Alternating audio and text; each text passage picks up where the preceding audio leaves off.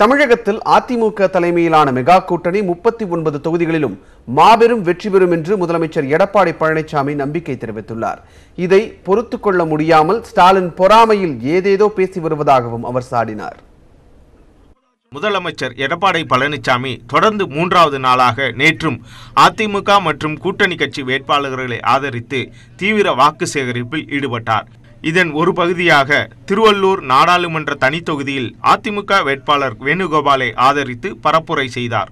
அப்போது பேசிய முதலமைச்சர், மக்கள் பாதுகாப்பாக இருப்பதுடன் நாட்டு வளர்ச்சியை கருத்தில் கொண்டே பாஜகவுடன் கூட்டணி அமைக்கப்பட்டுள்ளது என்றார்.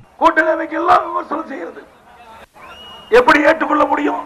திமுக தலைமையில் தான் கூட்டணி அமைச்சிருக்கிறீங்க. வைகோ எப்படி விமர்சனம் செஞ்சாரு? கடுமையா விமர்சனம் செஞ்சார். யாரும் அந்த அளவுக்கு விமர்சனம் செய்யவில்லை. அந்த அளவுக்கு விமர்சனம் செய்தவர் வைகோ. அவரை உங்களுடைய கூட்டணியில அங்க வைக்கிறது.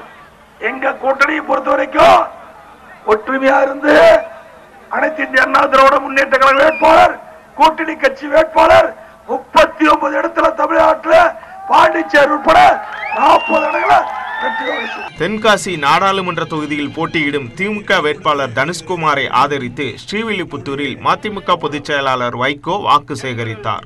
ஊழல் குற்றச்சாட்டுகளுக்கு ஆளாகி தமிழகம் பாழ்பட்டு இருக்கக்கூடிய இந்த நிலையிலிருந்து மீட்க வேண்டுவதில் நாடாளுமன்ற தேர்தலில் மாநில கட்சிகளும் காங்கிரஸ் கட்சியும் இணைந்து அரசு அமைக்கும். திராவிட முன்னேற்ற கழகம் அதிலே முக்கிய பங்கு வகிக்கும்.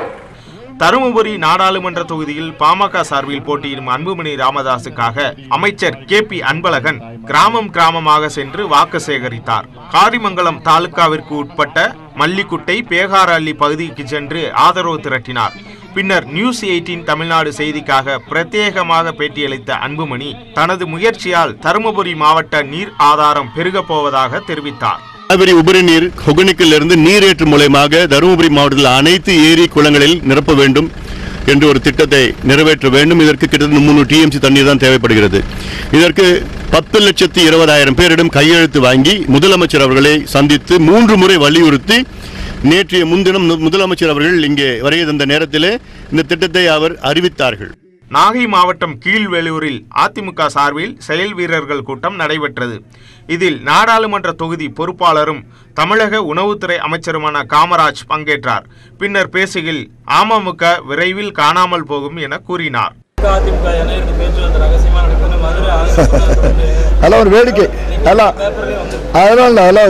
இல்லாத செய்தி அவருடைய ஆசையா இருக்கலாம்.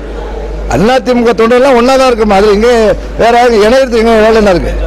அவர் எங்க இருக்க? அவர் கட்சி ஆளியதை அதிமுக சார்பில் சிவகங்கை நாடாளுமன்ற தொகுதியில் பாஜக தேசிய செயலாளர் H. ராஜா போட்டியிடுகிறார். புதுக்கோட்டை மாவட்டம் ஆலங்குடியில் நடைபெற்ற செயல் வீரர்கள் கூட்டத்தில் இவரை தமிழக சுகாதாரத்துறை அமைச்சர் விஜயபாஸ்கர் அறிமுகம் செய்து வைத்து பேசுகையில், சிவகங்கையில் 1000 கார்த்தியை நிறுத்தினாலும் காங்கிரஸ் வெற்றி பெற முடியாது என்றார். பின்னர் பேசிய H. ராஜா தனது வெற்றியை காங்கிரசால் தடுக்க முடியாது என்றார்.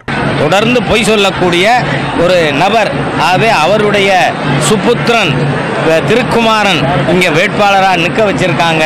மக்களுக்கு நல்லா தெரியும்.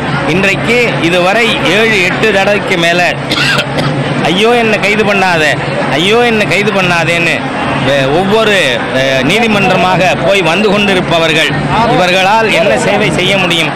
அமமுக சார்பில் தேனி நாடாளுமன்ற தொகுதியில் போட்டியிடும் தங்க தமிழ்ச்செல்வனுக்கு கணவாய் மலைப்பகுதியில் உற்சாக வரவேற்பு அளிக்கப்பட்டது.